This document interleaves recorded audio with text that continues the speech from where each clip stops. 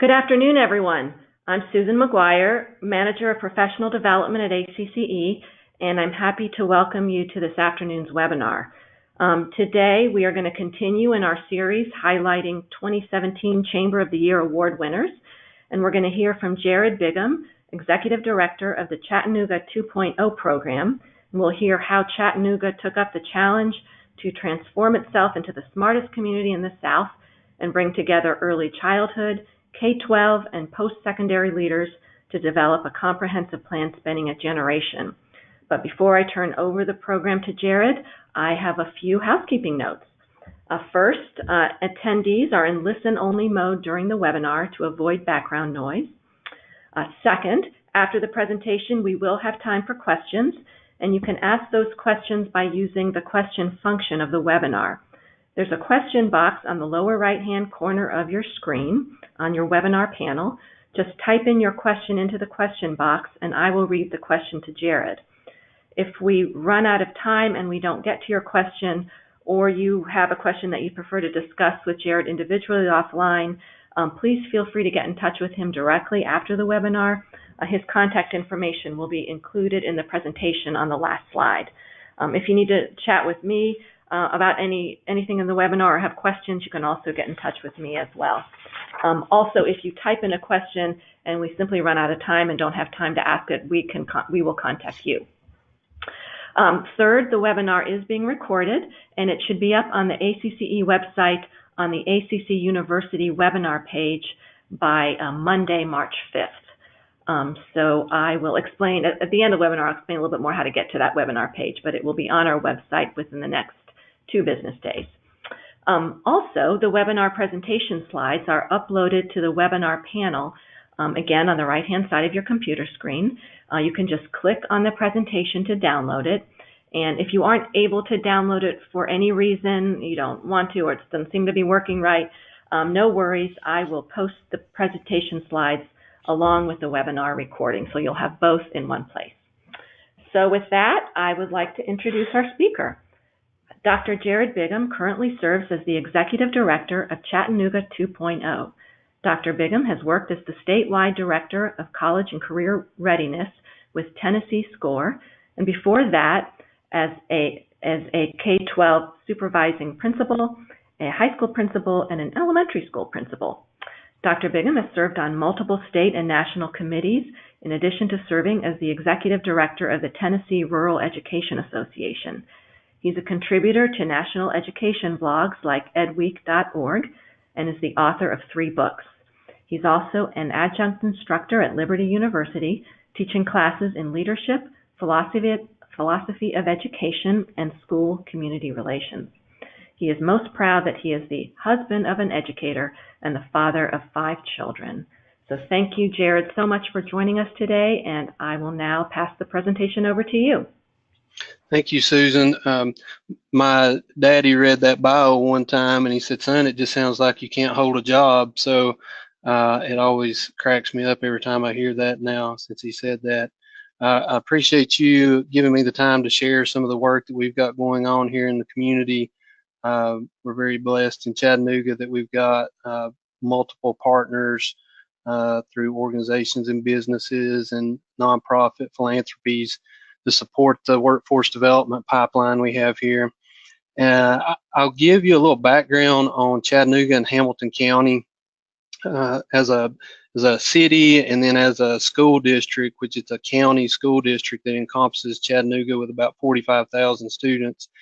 And some of the slides I'll move through a little quicker than others since everyone will have a copy of it, and make sure I can cover most of the high-level principles that we're implementing here and some of the strategies that we're looking ahead to, and hopefully have plenty of time for questions at the end.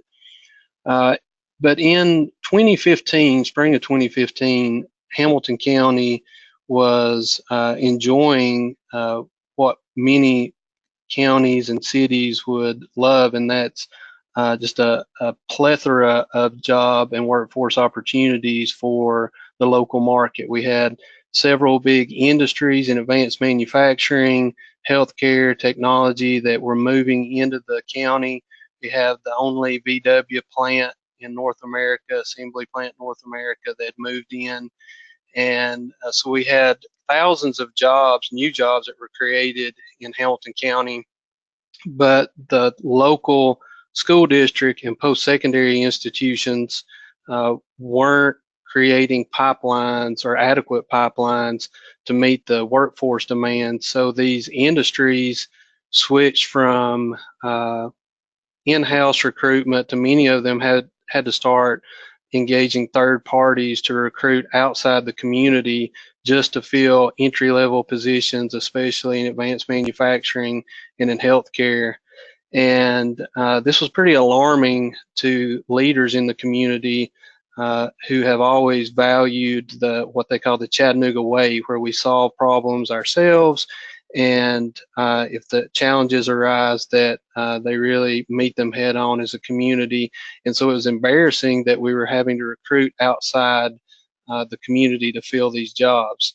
So the four institutions came together, and the leaders of these institutions, the Chattanooga Chamber was really the first one to acknowledge we had this bridge on fire moment for our community, and asked the Hamilton County Schools Superintendent and the Public Education Foundation President and the Benwood Foundation President to meet and to look at this economic imperative that was facing our community.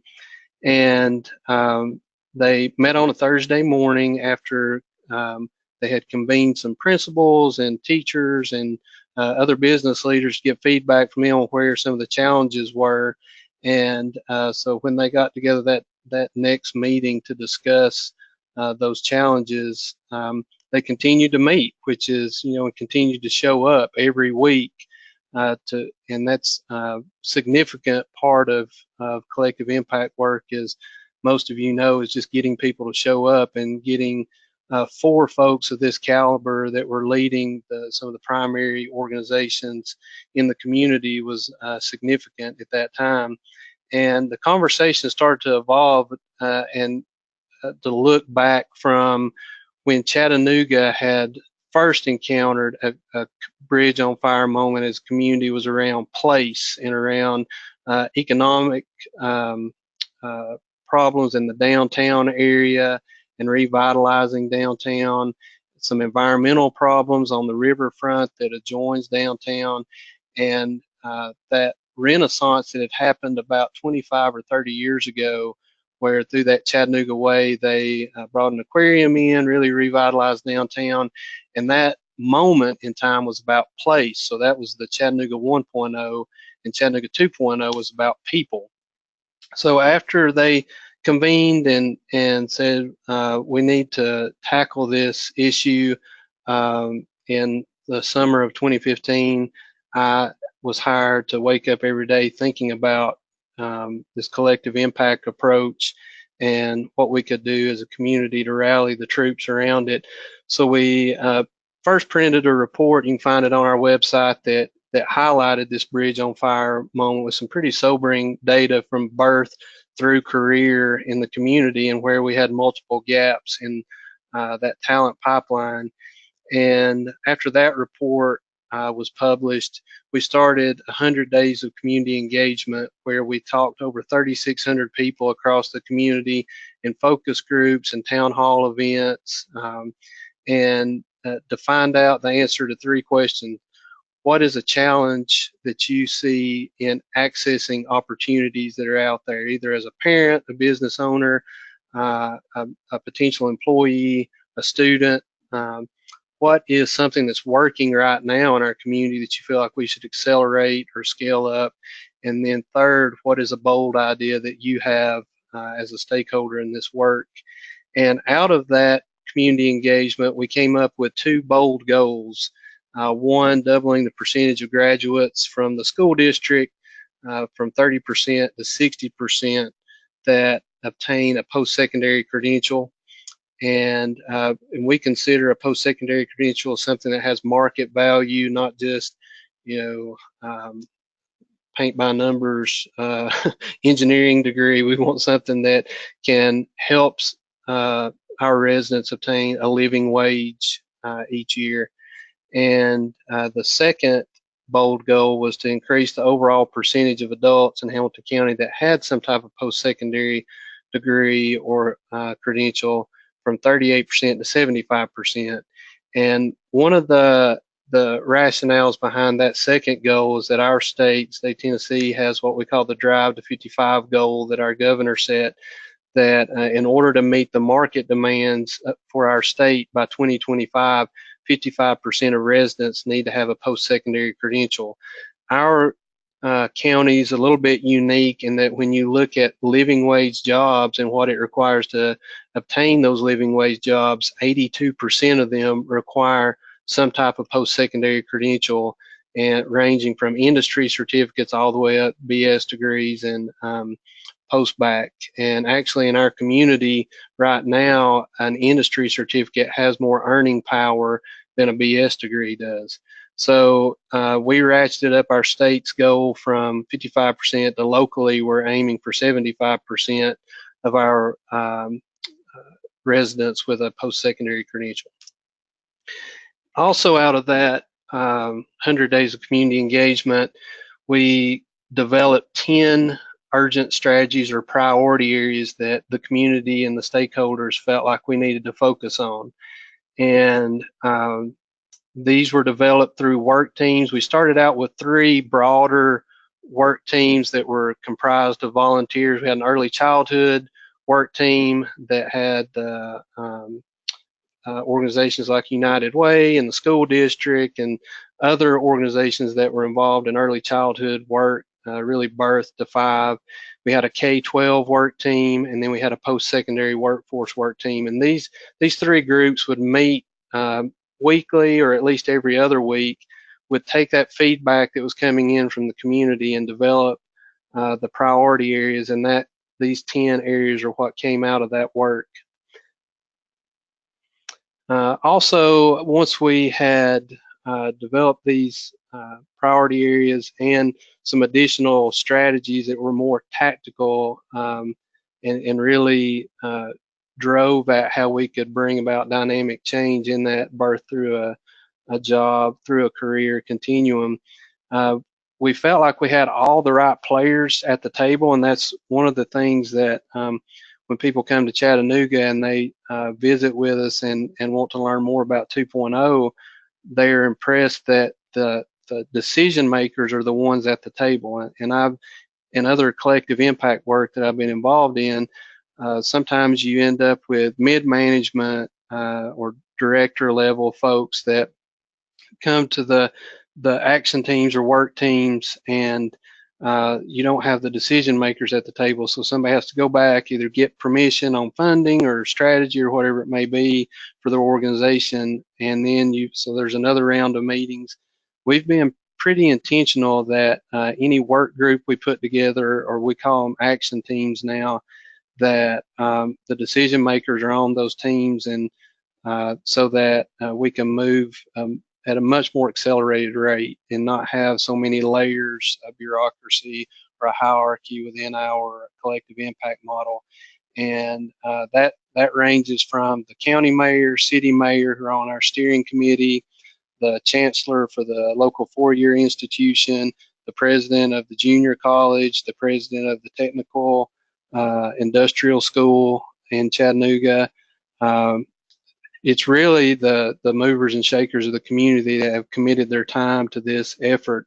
And we really live by the 3 A's of our coalition work. Is one, we want to make sure all our priorities are aligned, and that we're all, anything we do collectively or as a coalition feeds up to those 2 bold goals, whether it's something we're doing in hospitals with new parents that we, through our visitation program, or all the way through workforce development, or something, even an internship program that the city might be doing.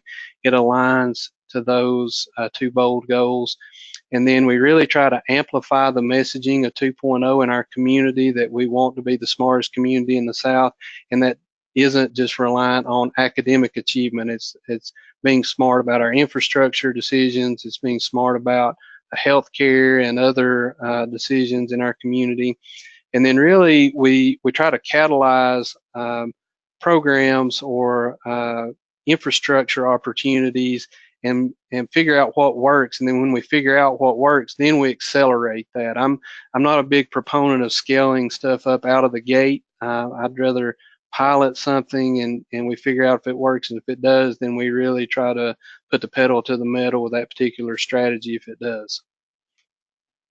I know this is hard to read, but I really wanted you to get a sense more of the color scheme than anything, in that the blue box is 2.0 dedicated staff, and the orange boxes are volunteer groups. And I think another thing that differentiates us from other collective impact groups is that we don't have a big backbone staff. We really rely on volunteers within the coalition to help drive the work. And when you look at that middle blue box, you got me as executive director, and we've got a director of programs that really drives the work of these different action teams we have, and then we share a program assistant between us. And then that executive team, that's the other additional blue box in that hierarchy, are those same 4 positions that came to the table initially: the chamber president, the superintendent, PEF president, Benwood Foundation president. We all continue to meet every Thursday morning for an hour and a half. We had our meeting this morning. We've done that every week since we started in the summer of 2015. And I think that speaks a lot to the commitment of these different organizations to this work, because they probably got some of the busiest calendars of anybody in the community, and they always carve out that time. And when these volunteer groups get together, it's always focused, intentional work with agendas, and they leave with action steps. Some meet weekly, like our Early Childhood Coalition has over 30 organizations that get together, and then some are monthly groups, like our Great Teachers, Great Leaders, that focus on talent recruitment for our school district. But I'd calculated up, this was actually back before Christmas, we had over 7,000 volunteer hours logged under the 2.0 coalition umbrella, represented here on this particular slide for these action teams and our steering committee. So there's a lot of buy-in from the community. This gives a little bit better visual representation of the action team work that we have going on. We've got the early childhood work that's birth to 5, and that group grew so large and robust that they've branded themselves Early Matters Chattanooga, and they really wrap their arms around every facet of the early childhood work. And they were one of the first leaders in our community to show how we need to come out of our silos, because in that early childhood work we had a lot of great work going on, but there was a lot of siloed work in that space. So for all those organizations to come together was a real barometer for the rest of the community to see that this was a different moment in the collective impact work in this community. And then in K-12 we have an expanding success action team that looks at schools that have been some of the most underperforming in the state, actually in the bottom 5%, that have found ways to be successful. How do we replicate that in other schools? We've got an innovation action team that's made up of a lot of entrepreneurs in the community and business leaders, and as well as educators.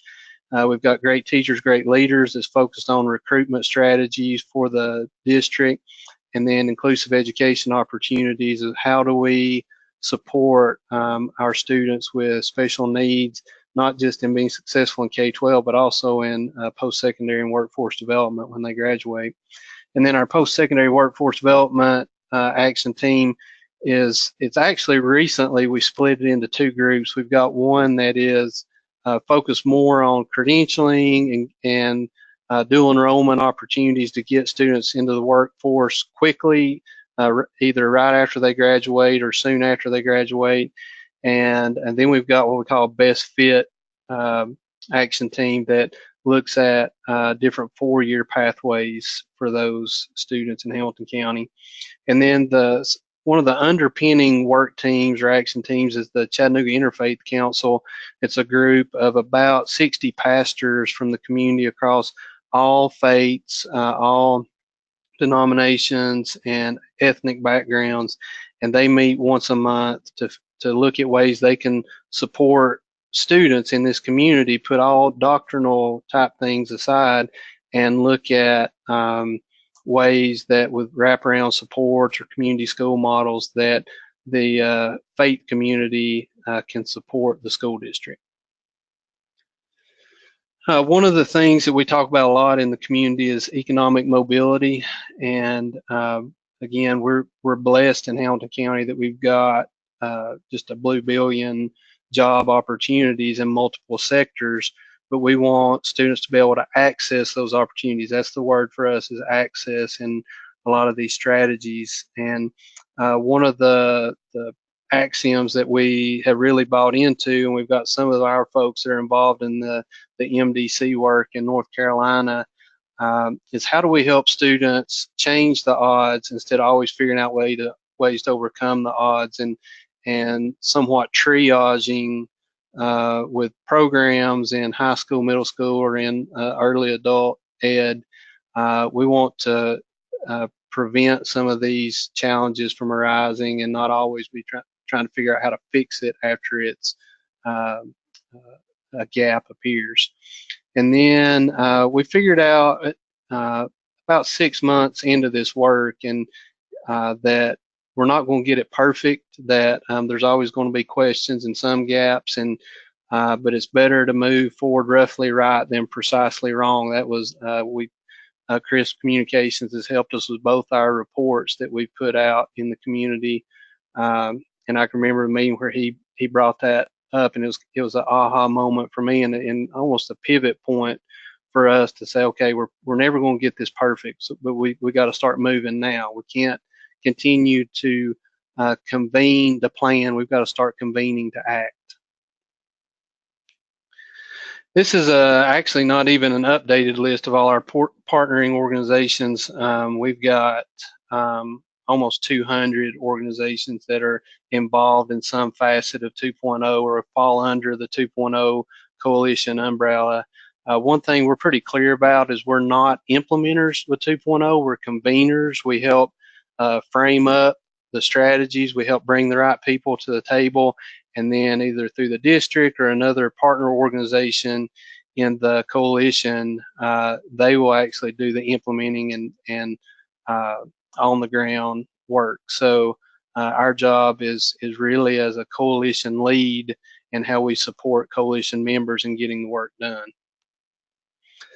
I won't go through all this, but we had a year, what was our first full year of actually implementing strategies. That really, the summer and fall of 15 was alerting people to the problem, and then really in spring of 16, we started implementing some of these strategies. And the cool thing about this is that within everything you see on this page was done with existing resources, with organizations in the community, either going after new funding or repurposing existing funding because they felt that committed to the strategies that had been developed through the action teams.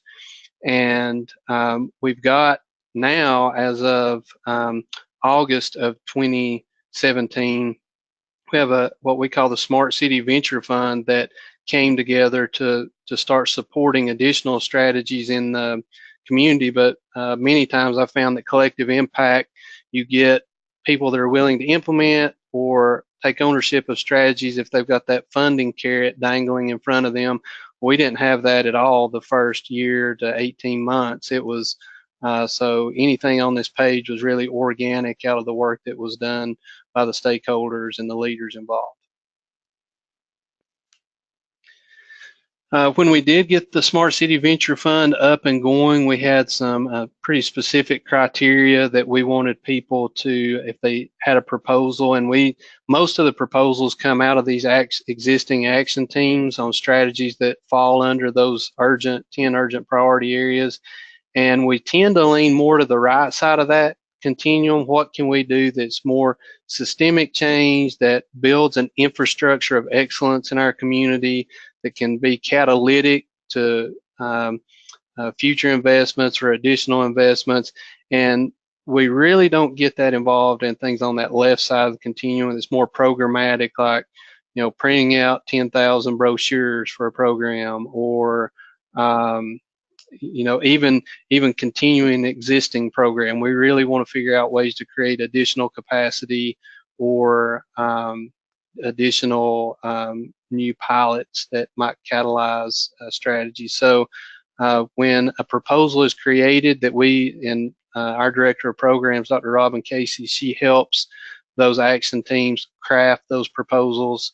They present it to a vetting committee that helps give feedback, and ultimately it goes to the funders that have invested money in that venture fund, and they give a thumbs up or thumbs down on the investment so far. Right now, these are either current programs or proposals that are in place, and actually all the proposals on here are ones that will be funded within this upcoming year.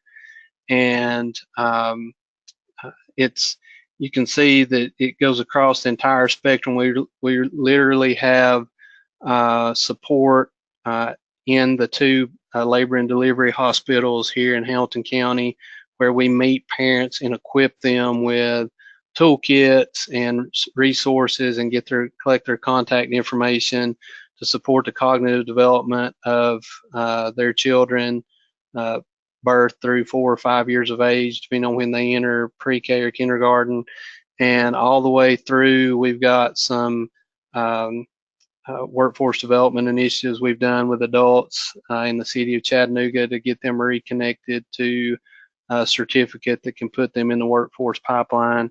And so when we say birth through career, we really mean that. We've got a million balls in there we're juggling at any given time in different support areas. And I will say that we've been very intentional about supporting, even from the business community, early childhood, because that's where we feel like a lot of our attention and focus should be for a long-term plan of economic development, workforce development for our community. We can do things, like I said, to triage in high school and some post-secondary opportunities for those students that aren't on grade level or not graduating on grade level. But it's really, I tell people when I speak at Rotary or wherever it may be here locally, this is really a generational game we're playing here, where we have to invest in the babies that were born. This would have been last year, and 18 years from now, they should be prepared to go into the workforce and access those opportunities. Just a couple things I'll point out that I think are unique to Hamilton County. One is our Gaston 12 for Life pilot. This is somewhat modeled after the Southwire model in Carrollton, Georgia, where students go. Gaston is a tier 1 supplier to VW. They make interiors for cars. It's a Spanish company. And we've got 40 students that go to that manufacturing plant every day. 20 of the students go out on the line and do advanced manufacturing work and work a 4-hour shift, while the other 20 are in a classroom working on, it's a learning lab with a teacher that facilitates them getting their high school credits, and this is for juniors and seniors. And then after lunch, those 20 switch. The ones that are in the classroom go on the line, and the ones on the line come to the classroom. And we don't provide transportation for them. They get their own transportation there. They make $9.50 an hour. They can make up to $10.50 an hour based on production and attendance incentives. And we've seen huge success with this. And one area that we deviate from the Carrollton model is that we also have an online advanced manufacturing credential that the students can work on at the same time. It's a nationally and state recognized credential in advanced manufacturing, and they have the ability to be hired right after they graduate into Gaston. The other area that we look at is micro-credentialing opportunities with industries that say, hey, I need 20 of these.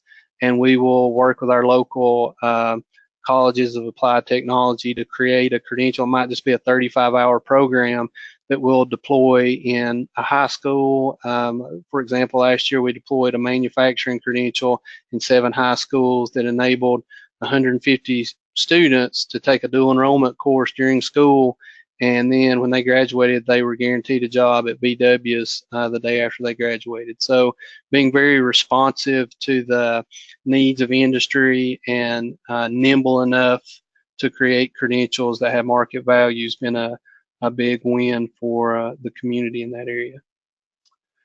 Then looking ahead, 2 of our bigger projects under the collective impact umbrella, and that one in particular that the chamber is really driving, is our Futurity Institutes. These are similar to academies that you see in high schools.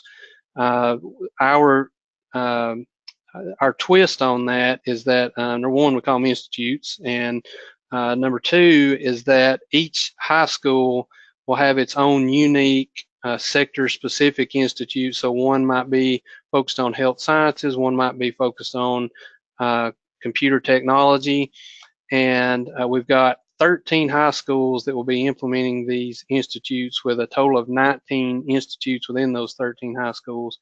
We're starting this fall with cohorts of 100 freshmen at each of those 13 high schools, and when they register, they will pick the sector area and apply to that sector area, so they can actually apply to a high school that's not their zoned high school if they would like to attend another institute.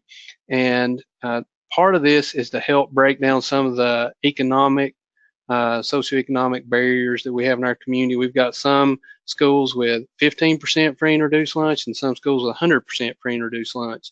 So we were going to be pretty intentional about not only allowing students to apply to other schools, we're actually going to pair specific high schools up with a high socioeconomic school with a low socioeconomic school, and require that 50 students from each of those high schools out of zone will go to their sister schools. So ultimately what you'll end up with is 100 students, but 50 of them are students that are zoned for that school, and 50 are coming from outside that zone.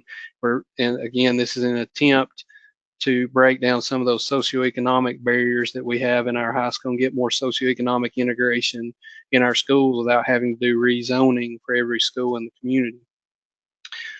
These institutes will have, each school will have an industry partner that sponsors that institute. For example, in our health sciences, we've got a large hospital that employs well over 3,000 employees that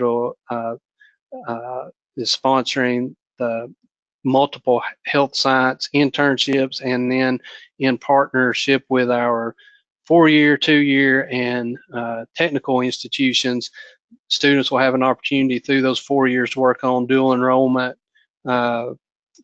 programs that enable them to, 1, graduate with a market value certificate, or 2, be well on their way to a 2- or 4-year degree in that sector by the time they graduate. So we're very excited about this chamber helping bring the business partners to the table that will sponsor these different institutes, and they will all be reflective of the industry needs. So it's not just like we think, oh, it'd be cool to have a technology institute. It's really that we're creating institutes where the jobs are and looking ahead to where the jobs will be for these students.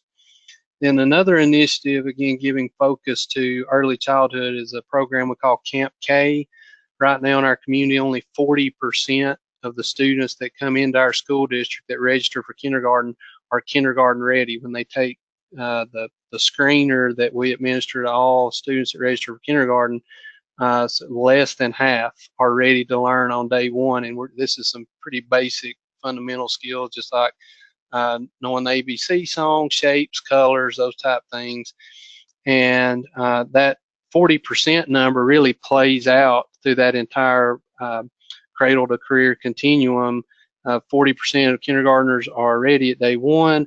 38% of our third graders are reading at grade level. 41% of our middle school students are at grade level in English and math. around 40% of our students meet the college and career ready benchmarks once they graduate to not have to take remedial classes, so that we see that early on we need to have those supports so that these students aren't in this constant game of catch up.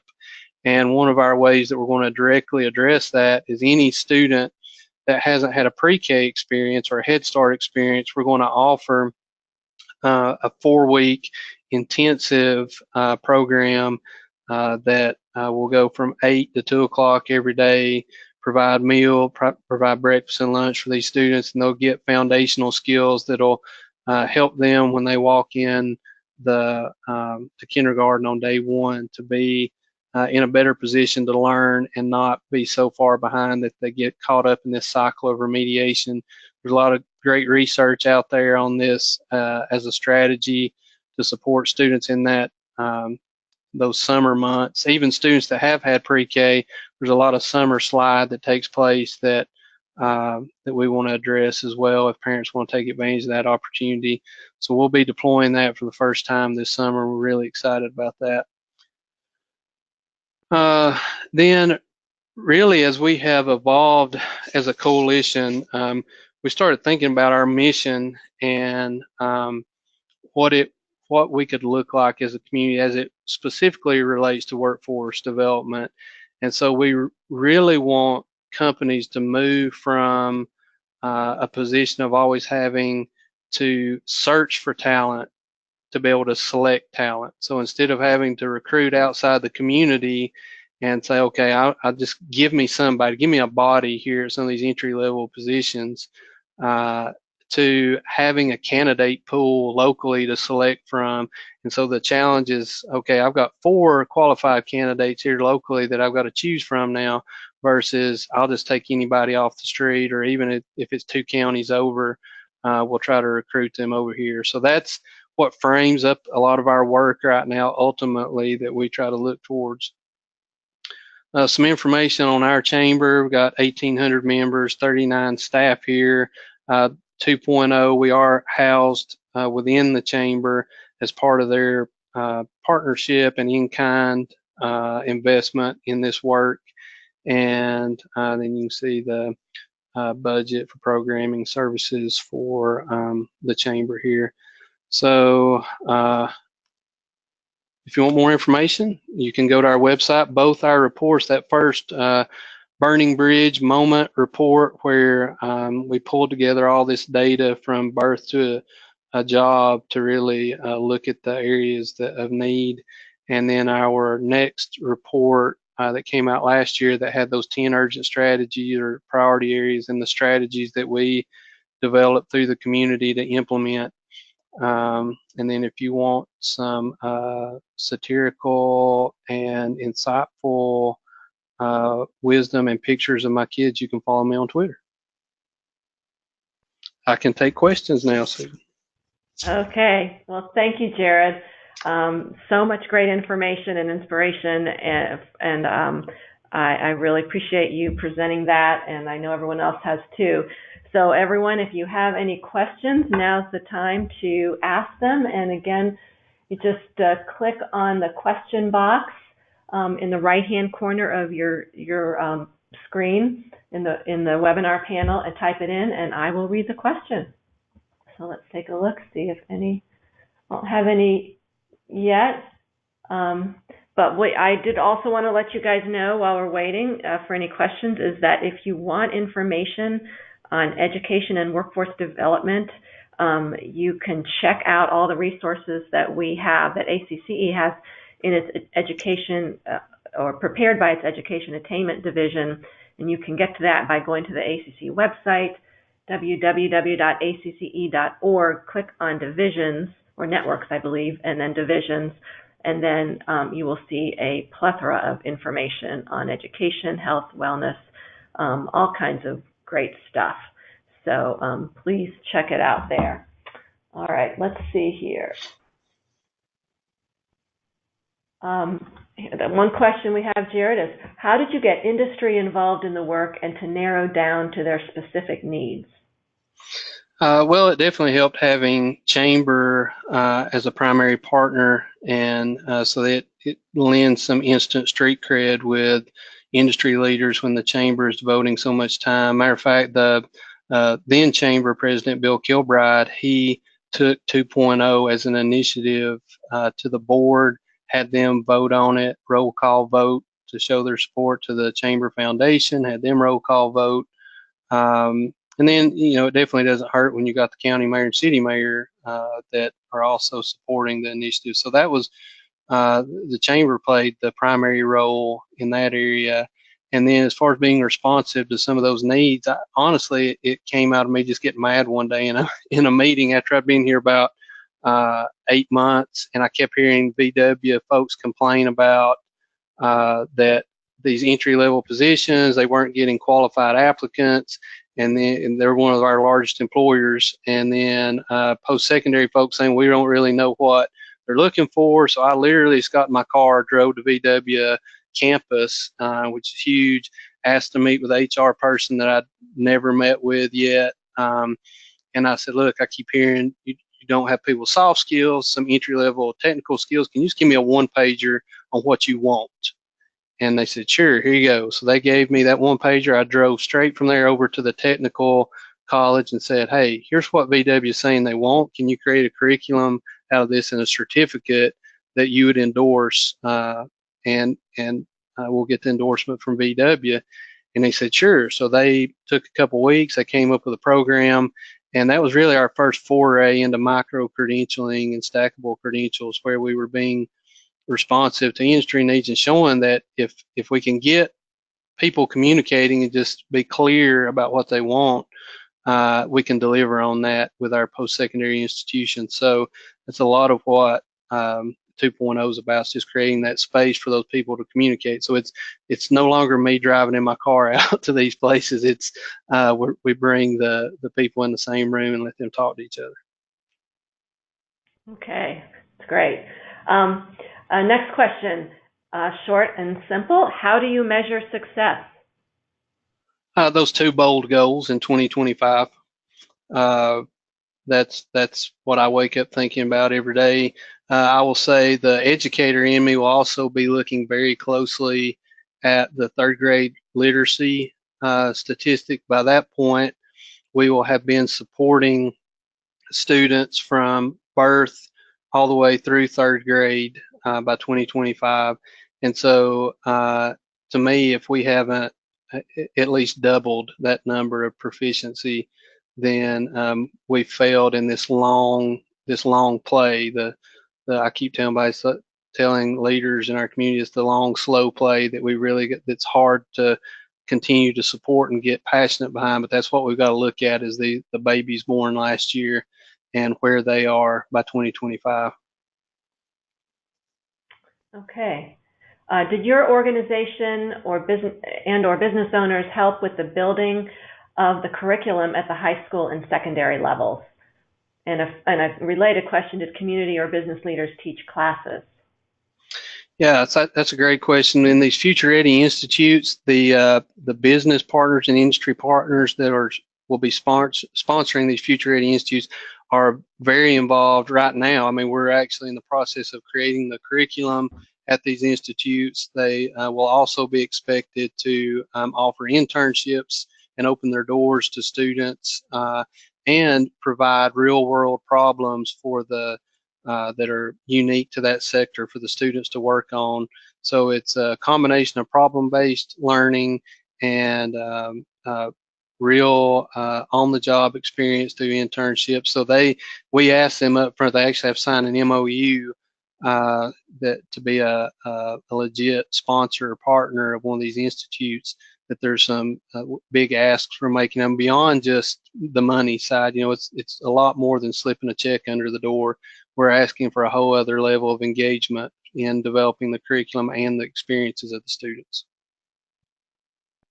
And I will say we're also, I think there was a second part there, where they are hiring people from the business and industry community to work in these institutes. So you'll have your traditional English, math, science, and social studies teachers that will teach through the lens of that sector, whatever it might be.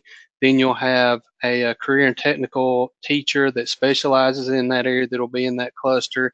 And then several of the institutes have already have been recruiting people that are in the field, like web designers, to come and teach in these institutes. So we are relying on people that are non-traditional educators to come in that are from industry to work in these institutes.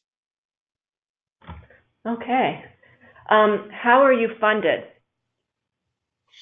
Another good question from Benwood Foundation was our original benefactor, and then when the Smart City Venture Fund came online this past fall, they started funding strategies themselves and some additional capacity for these organizations to implement some of these strategies. As far as just 2.0 backbone, it's the Benwood Foundation and the Chamber that fund myself and my staff and any of our operating costs. Okay. Well, I think that's all the questions we have for now. If you all have any more questions for Jared, please feel free to contact him directly or contact me, and I'll forward the question to Jared. His great slides will be posted along with our webinar recording, and so you'll have everything there. And so hopefully that'll provide you with information you need. And I'll be in Austin next week. And he'll be in Austin next week if anyone is going to be in the area. Jared, thank you so much for the presentation. We really appreciate it. Let me see, I promised to tell you where the webinar recording could be found. So you can find our webinar recordings by clicking on the ACCE website, www.accce.org, clicking on Professional Development, hovering over ACC University Online, and then clicking on Webinars. So it will be right there. You click on the thumbnail, and you can listen to this one and any of the webinars we've done in the past, really several years, on that page. Our next ACC University webinar is going to be on Thursday, April 5th at 2 p.m. East Coast time, and it's going to feature Senior Vice President Chris Mead, ACC Vice President Chris Mead, as he discusses money myths, 5 fallacies about chamber revenue. We sometimes think we know all about what works and what doesn't work in chamber revenue, but do we? Chris will explore that. So this will be focusing especially on non-dues revenue trends. So please join us then. You can register for this webinar on our ACC events page, and you can get to that by clicking on Professional Development, hovering over events, and then navigating to and clicking on upcoming webinars. So thank you again, Jared, for presenting, and thank you to everyone for your participation and your interests.